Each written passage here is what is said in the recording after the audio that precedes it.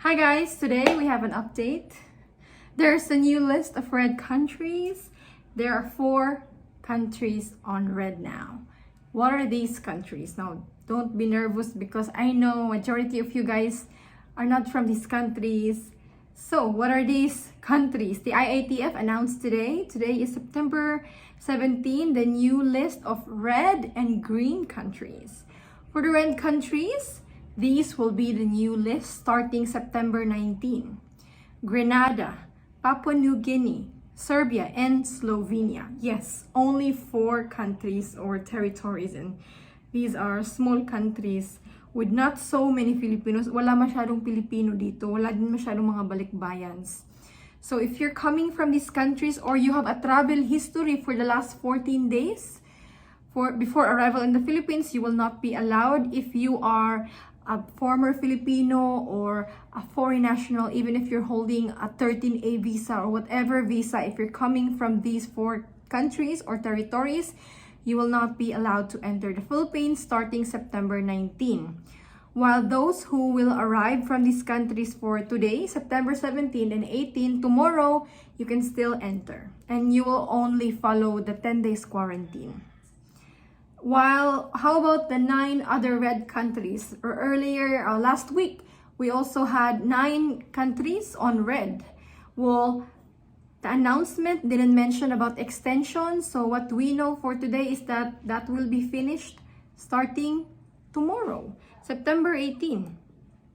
So these countries, Azerbaijan, Guadeloupe, Guam, Israel, Kosovo, Montenegro, North Macedonia, St. Lucia, and Switzerland will be red until tomorrow, unless they give us another announcement that it will be extended, but I think that's unlikely.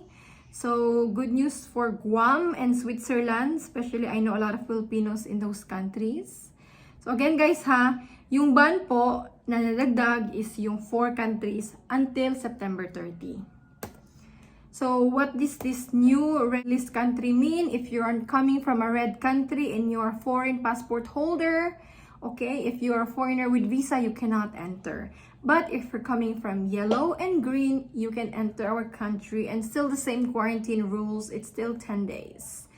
For Filipinos from those red countries, you need to avail bayanihan flight or repatriation. But I know wala naman masyadong mga Pilipinos dito, kaya hindi sila maglalagay ng repatriation flight. Tsaka wala ring direct flight from these countries. Diba? Anyways guys, for those who are merely transiting to those red countries, don't worry, you are not affected by this ban. Okay, life goes on. It's still the same rule if you're only transit. Pag layover lang, wag ka nang lumabas ng airport, wag ka nang pumunta ng immigration sa red country. It's just a layover. So you're not affected. While green countries, if you're fully vaccinated and coming from the green countries, you are entitled to a short quarantine of only 7 days instead of 10. Okay, but foreigners coming from these countries still need a visa to enter the Philippines. Sadly, from 33 or 34, now it's down to 29.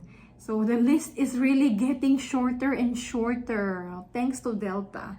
Now, what are the green countries? American Samoa, Burkina Faso, Cameroon, Cayman Islands, Chad, China, Comoros, Republic of Congo, Djibouti, I'm sorry if I mispronounced, guys.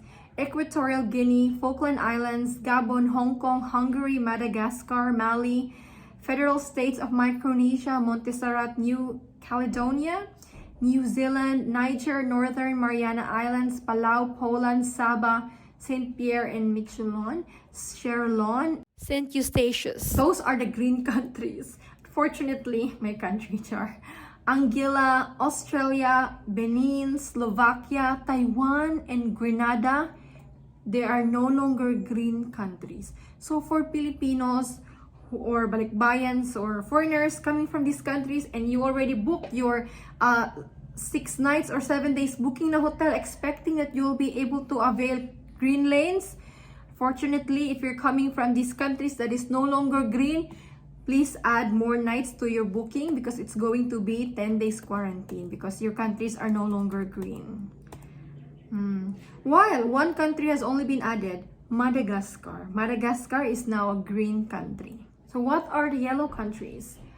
If your country is neither red or green, then it's yellow. Okay, if it's not red, it's not a green country, then it's yellow. Yellow means basically just the same old rules, 10 days quarantine, and balikbayans, foreigners with visa can enter. It's only the problematic lang talaga yung red countries, yun lang. Pero even nga, those Filipinos coming from red countries only need to quarantine for 10 days. So what's the point of having red country? I think it's only to restrict those foreigners from entering. And making it very hard for Filipinos from those red countries to enter. Parang yun lang yung saysay niya, guys. Para pahirapan lang. Kasi yung quarantine, 10 days lang din naman. Also, bakit kailangan pa silang i-red?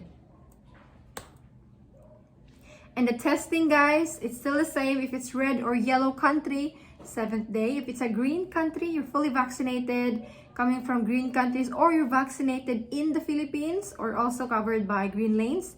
So, 5th day testing. Wala pang Cebu Protocol, hindi pa siya na-implement. Ewan kung kailan, pero parang hindi ako aasa. Now, there has been a question in the group that I would like to answer na lang in this video as well. For foreigners or balikbayans in Dubai, you want to travel to the Philippines, just watch out po.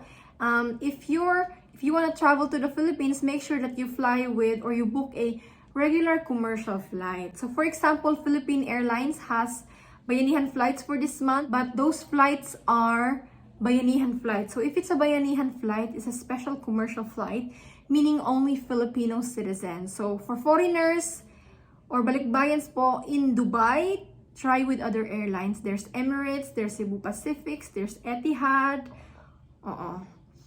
Because this was posted in a group. Does anyone know why PAL Airlines said that my husband could not fly with me back to Philippines?